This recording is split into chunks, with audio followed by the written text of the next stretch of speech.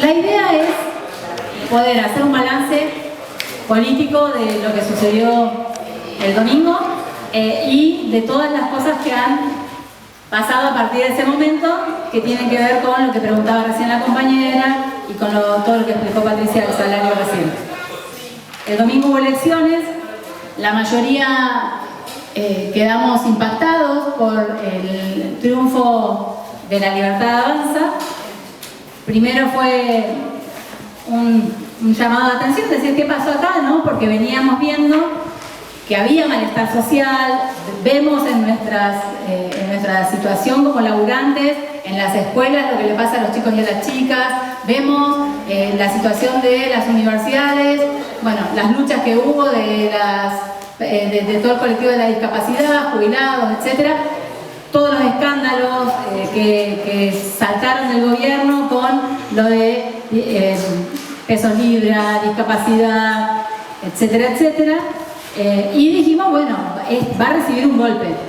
Incluso habían sido las elecciones de la provincia de Buenos Aires y en esas elecciones había perdido La Libertad Avanza a manos del peronismo por unos cuantos puntos. Todo eso nos hacía suponer que de alguna manera iba a ser castigado el gobierno en las urnas. En la última semana hubo una importante injerencia, la última semana previa a las elecciones, una importante injerencia del gobierno de Estados Unidos en la economía del país a través de la intervención directa, no ya del Fondo Monetario Internacional, sino la intervención directa del Tesoro norteamericano, comprando pesos, algo que no haría nadie, y vendiendo dólares para intervenir en esto de que el dólar no se fuera por arriba de la banda, lo cual iba a descalabrar la economía justo antes de las elecciones. Esa intervención directa norteamericana es inédita en este país. Hemos visto que Estados Unidos interviene como potencia colonial en todo el mundo, pero en Argentina siempre hubo un gran sentimiento antiimperialista. Entonces, también pensamos que esa injerencia iba a ser repudiada masivamente. Bien, lo que se expresó en la elección, lo que vemos que se expresó en la elección, es que el aparecer Trump, no solamente tratando como un vasallo a Milei, ¿no?, que fue a Estados Unidos y fue atendido del otro lado de la mesa, de espaldas, no apareció en ningún momento como un par del presidente, sino que fue, bueno, te doy un ratito de mi conferencia para que te sientes ahí. Bien, ¿qué dijo Trump después de eso? Nosotros estamos apoyando al presidente Milei. Si el presidente pierde, nosotros dejamos de intervenir y de prestar dinero en Argentina. Y eso, lo que opinamos desde la directiva de Capital, que funcionó como un atemorizador de la sociedad, que dijo, si se va Milei, se va todo peor. Entonces termina votando al que está gobernando con temor a que la situación y la crisis se dispare aún más. Esa injerencia norteamericana no es gratis. Y lo estamos viendo también desde antes de la elección, pero son cosas que quizás vemos los sectores que estamos todo el tiempo siguiendo la política, ¿no? Como el desembarco militar en Tierra del Fuego, de militares de Estados Unidos con inmunidad para hacer lo que quieran en Tierra del Fuego. Lo que quieran es lo que quieran y tienen inmunidad. Nadie va a ser condenado por lo que haga cualquier soldado en Tierra del Fuego, por ejemplo. Y también empieza a discutirse y a ponerse, hay cláusulas ocultas que no sabemos, que tienen que ver con las tierras raras, con el litio, con la minería, ¿no?, con el gas y el petróleo. Se habló de vaca muerta como una de las cuestiones que estaban en las cláusulas que pedía Estados Unidos para intervenir. Pero también exige, como exige el Fondo Monetario Internacional, determinadas medidas, que son, en concreto, 3 grandes reformas: la reforma laboral, la tributaria y la previsional. Y también hay una reforma del Código Penal, si no me equivoco, que también está ahí como uno de los pedidos. Al mismo tiempo que Estados Unidos empieza a tener esta intervención a través de poner mucha plata y quedarse con la promesa de que va a avanzar en todo esto que estamos diciendo, Estados Unidos bombardea barcos venezolanos, manda el portaaviones más sofisticado que tiene Estados Unidos a las costas del Mar Caribe y empieza a poner al gobierno de Colombia como uno de sus enemigos principales. Y esto, ustedes dirán que tiene que ver con nosotros. Bueno, tiene que ver con nosotros porque es el mismo gobierno que empieza por distintas vías, a imponer su política en América Latina.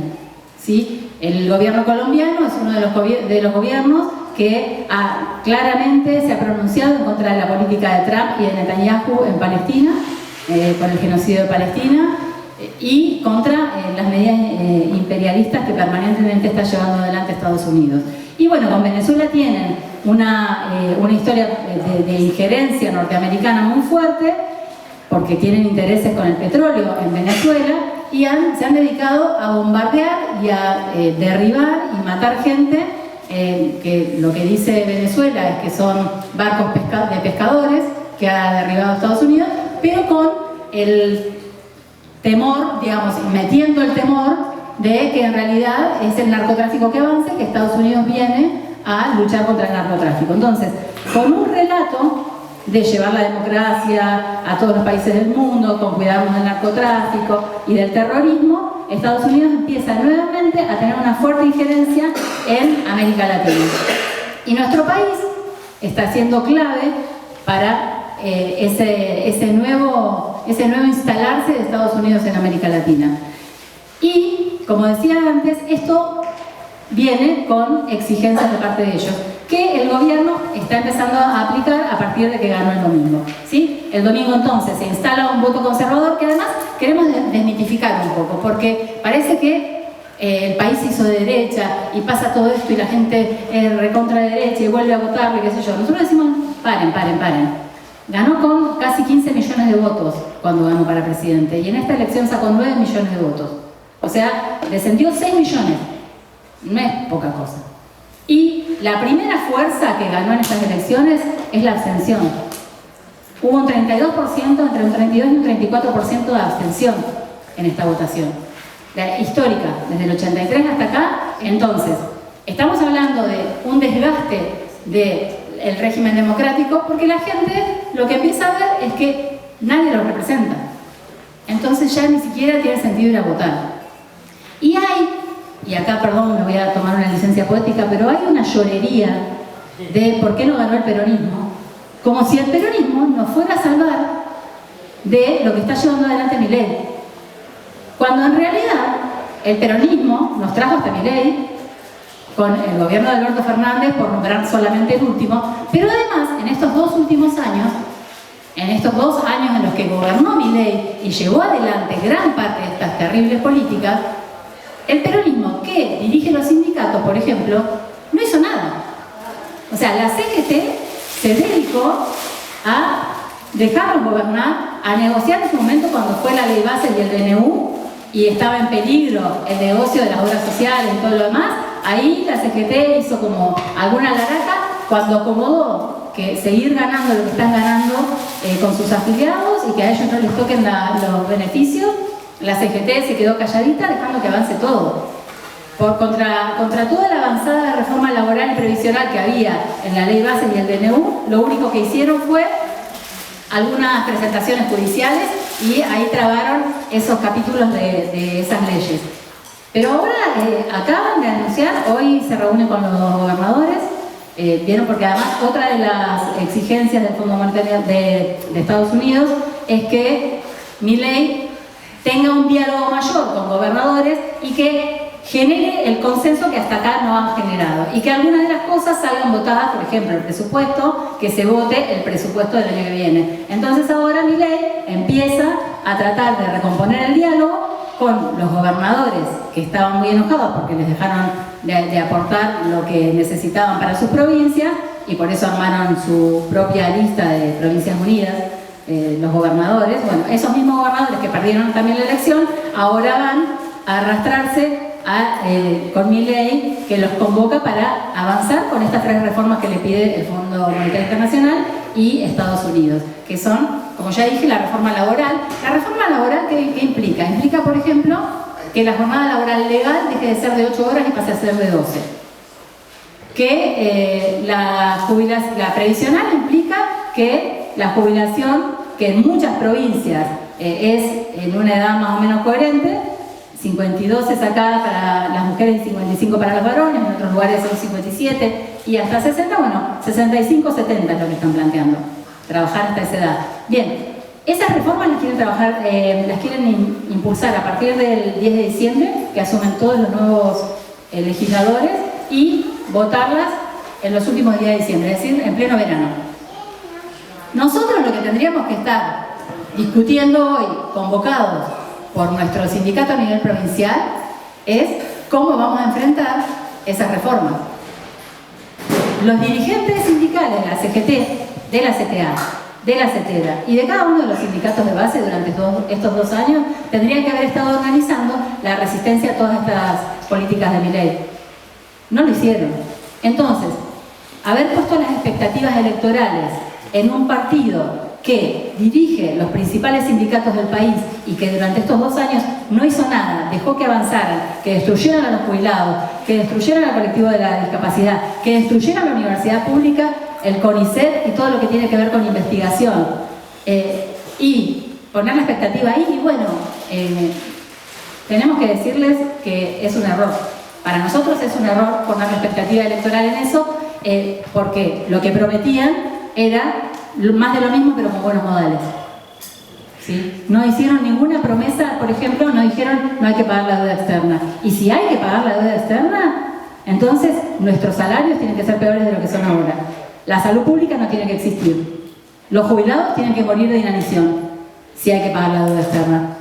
Entonces, nosotros creemos que no hay que quedarse tristes porque no perdió Milei, sino que hay que pensar qué hacemos ahora para realmente enfrentar y exigirle a nuestros dirigentes sindicales, peronistas, que dejen de hacerle el juego al gobierno y se pongan a la cabeza de la lucha.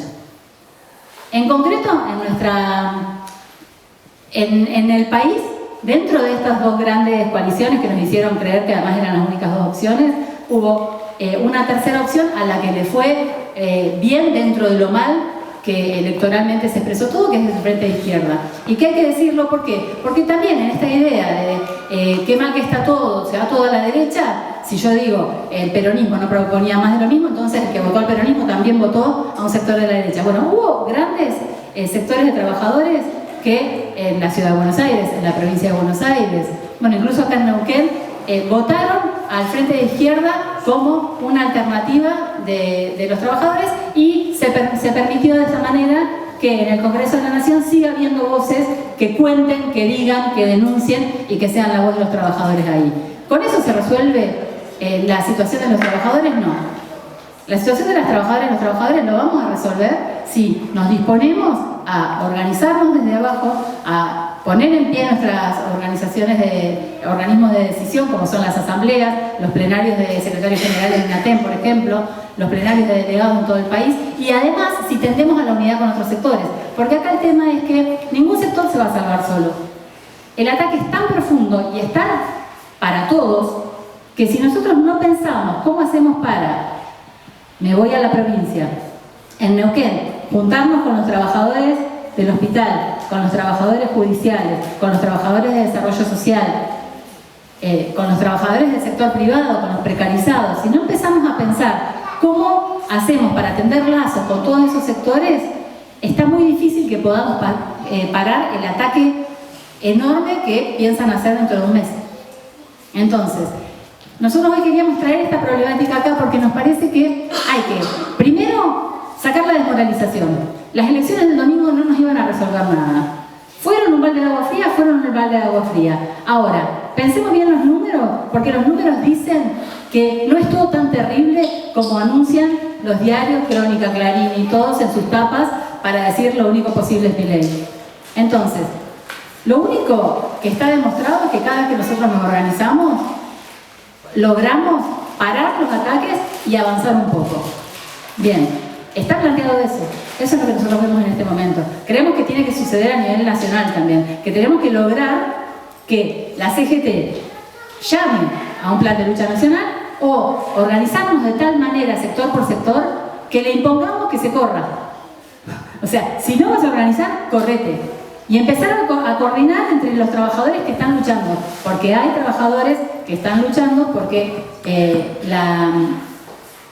el avance de Milei no ha sido solamente en lo más visible, también ha sido, y calculo que muchos de ustedes lo sabrán, en los sectores privados, porque ha habido despidos en empresas, ha habido despidos y suspensiones en nuestra provincia en el petróleo, o sea, todos los sectores están siendo atacados. Bueno, juntémonos con esos sectores para pensar cómo y organizar cómo hacemos para empezar a resistir desde hoy mismo lo que está por venir.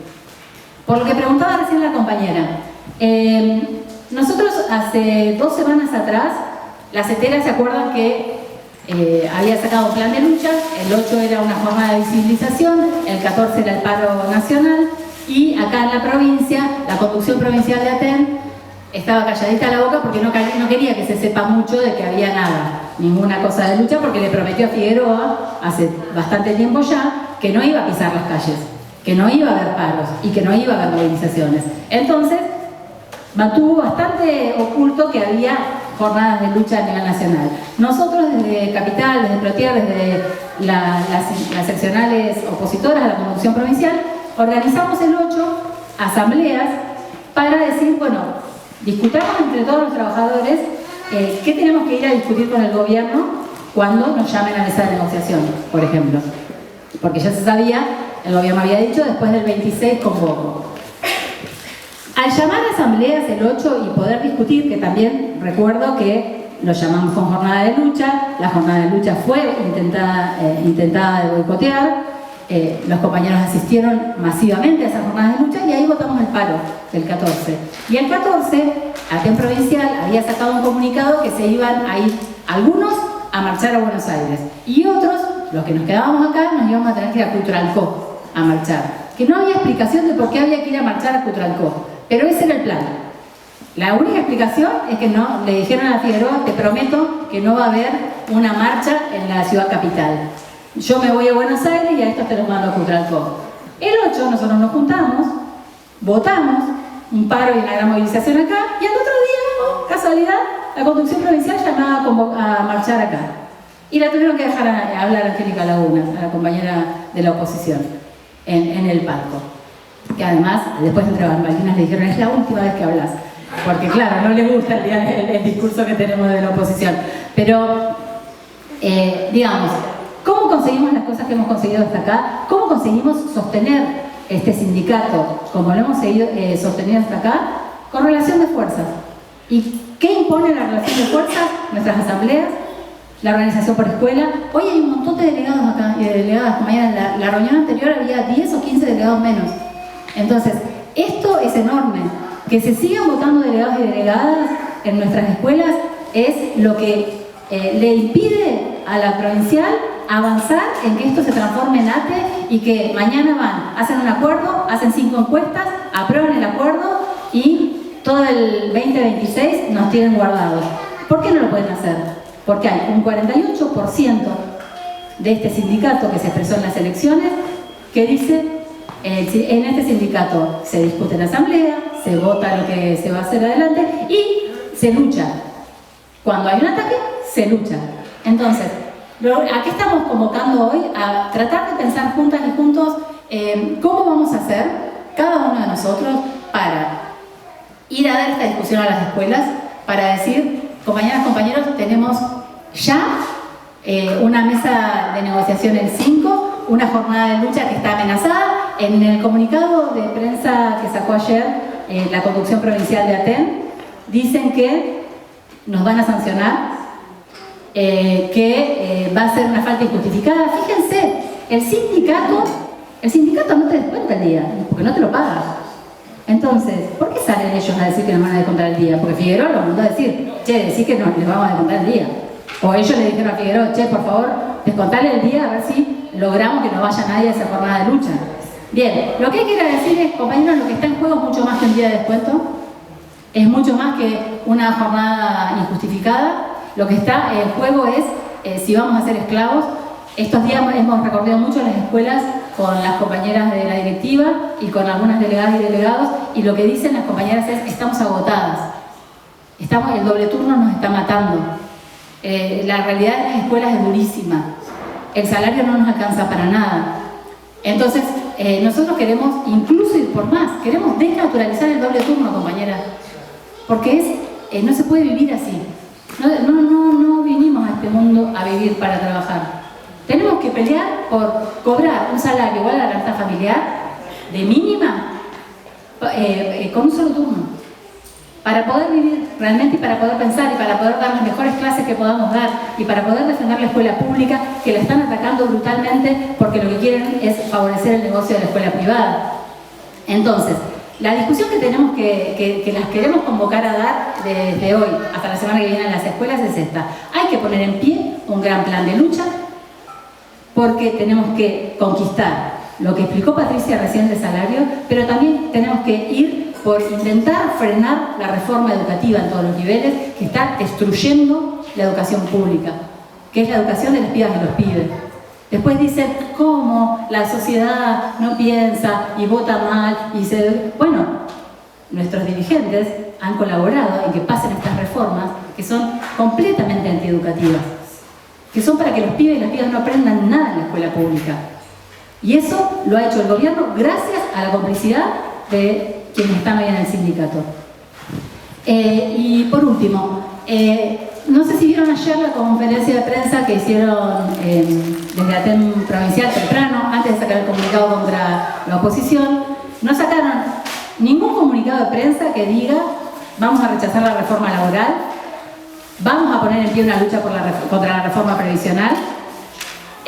Sacaron un comunicado de prensa para decir vamos a castigar a la oposición que quiere organizarse, y hicieron una conferencia de prensa ayer con un festival de alegría.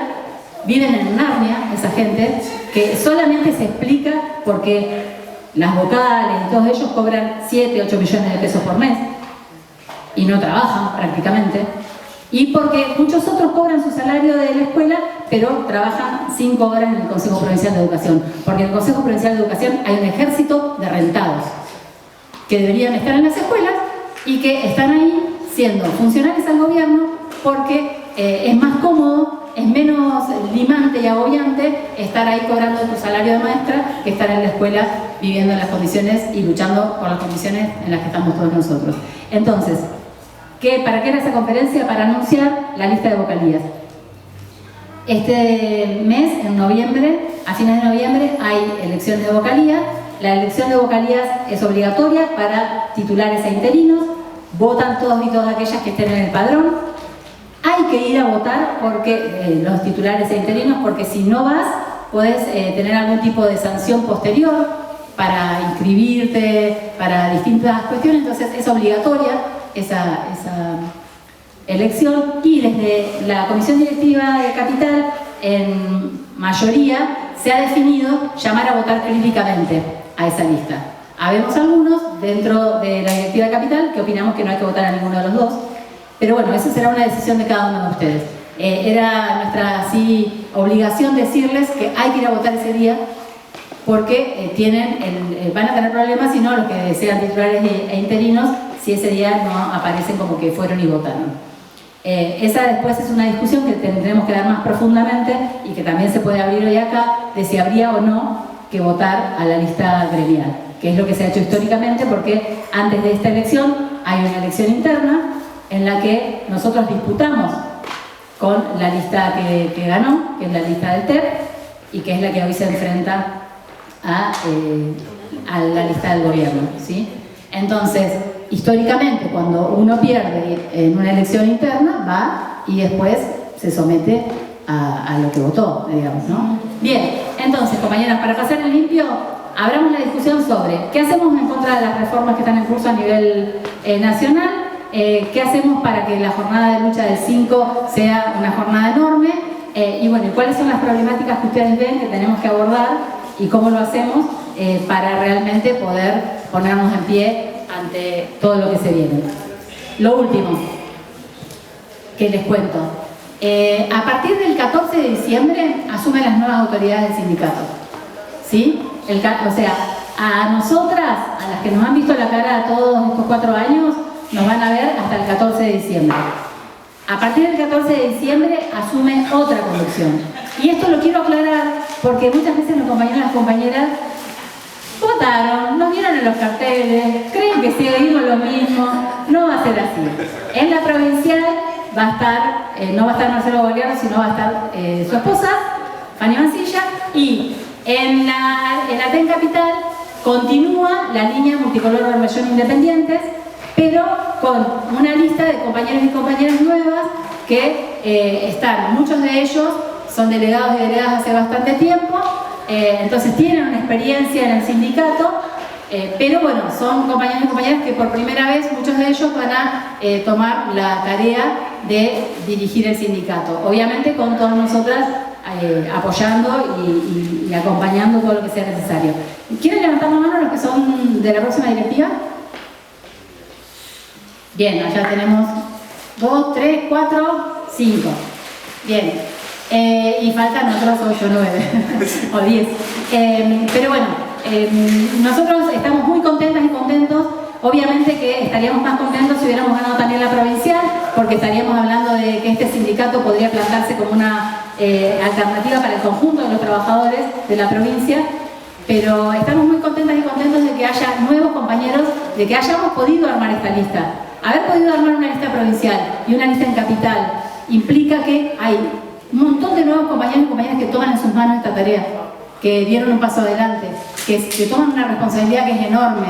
Y eso significa que de alguna manera hemos hecho las cosas bien, porque vamos generando quienes nos sucedan, ¿no? Y de eso se trata en este sindicato, así que todos los que están acá piénsense a futuro, porque la idea es que otros vayan tomando estas tareas en sus manos. Así que bueno, abrimos la lista de oradoras y oradores y gracias por haber venido. Y lo último, la gente que viene por primera vez, levante la mano. Bien. Un montón, buenísimo. 6 compañeras, un aplauso. Bienvenida. Y arranquemos la lista de oradores, yo noto.